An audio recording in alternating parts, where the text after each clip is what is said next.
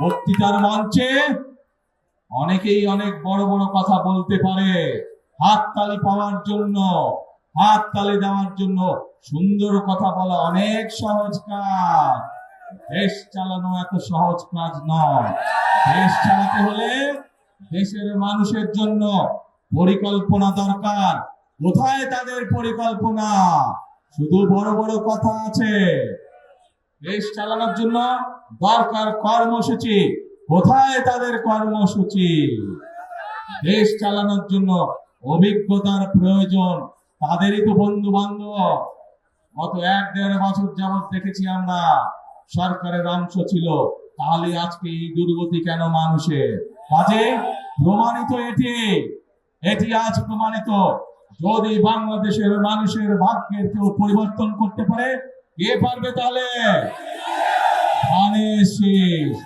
যদি এই দেশের ভাগ্যের পরিবর্তন করতে পারে, কে পারবে? তাহলে যদি এই দেশে দুর্নীতির লাগাম টেনে ধরতে হয়, কে পারবে?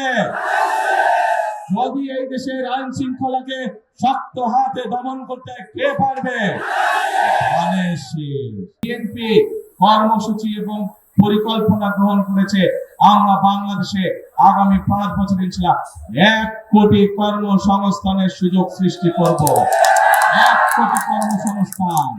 প্রিয় ভাই বোনেরা, আজকে আমি এই এলাকার সন্তান, আপনাদের সন্তান।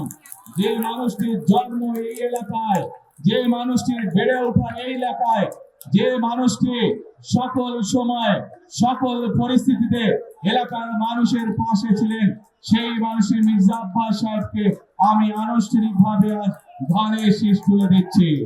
প্রিয় ভাই বোনেরা, এই মানুষটি অতীতে সারা জীবন যেমন আপনাদের পাশে ছিলেন, 12 তারিখ পর্যন্ত তার পাশে আপনারা থাকবেন।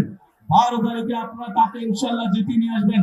13 তারিখ থেকে এই মানুষটি সারা জীবন শেষ দিন পর্যন্ত আপনাদের পাশে থাকবে, এলাকার মানুষের পাশে থাকবে ইনশাআল্লাহ। প্রিয় ভাই বোনেরা, এখানে ধানের শীষের প্রার্থী আব্বাস সাহেব কয়েকটি কথা বলেছেন, খেলার মাঠের কথা বলেছেন। আমরা এর মধ্যে পরিকল্পনা গ্রহণ করছি, এই ঢাকা সহ সারা ঢাকা মহানগরীতে অনেক জায়গায় আমাদের সন্তানদের জন্য খেলার মাঠ দরকার, মুরব্বীদের হাঁটাহাঁটি করার জন্য খোলা মাঠ দরকার, এলাকার মানুষের বুক ভরে শ্বাস নেওয়ার জন্য খোলা মাঠ দরকার। ইনশাআল্লাহ আগামী 13 তারিখে বিএনপি সরকার গঠন করলে আমরা এই খেলার মাঠ তৈরির কাজে ইনশাআল্লাহ হাত দিব। একই সাথে এই এলাকার আরেকটি সমস্যা আছে, জলাবদ্ধতা।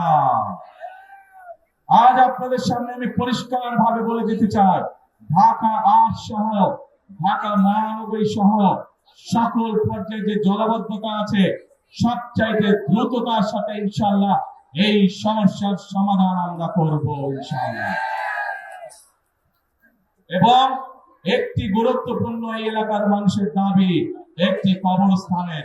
ইনশাআল্লাহ মানুষের যাতে এই সমস্যার সমাধান করা যায়, আব্বাস সাহেব নির্বাচিত হলে ওনার সাথে কথা বলে এলাকার মানুষের যেখানে সুবিধা হয়, যেভাবে সুবিধা ইনশাআল্লাহ সেটিও আমরা পর্যায়ক্রমিকভাবে ইনশাআল্লাহ বাস্তবায়ন করব। এখন প্রিয় ভাই বোনেরা, আমি তো আপনাদের সামনে আমার দলের পরিকল্পনার কথা তুলে ধরলাম। আমি তো আপনাদের সামনে আমার দলের প্রার্থী আব্বাস সাহেবের যে পরিকল্পনা, যে দাবি, সেইগুলো আমরা কিভাবে বাস্তবায়ন করব তাও তুলে ধরলাম। ভাই মা বোনেরা, 12 তারিখে আপনাদের পরিকল্পনা কি? বুঝি না, শুনি না, জোরে পরিকল্পনা।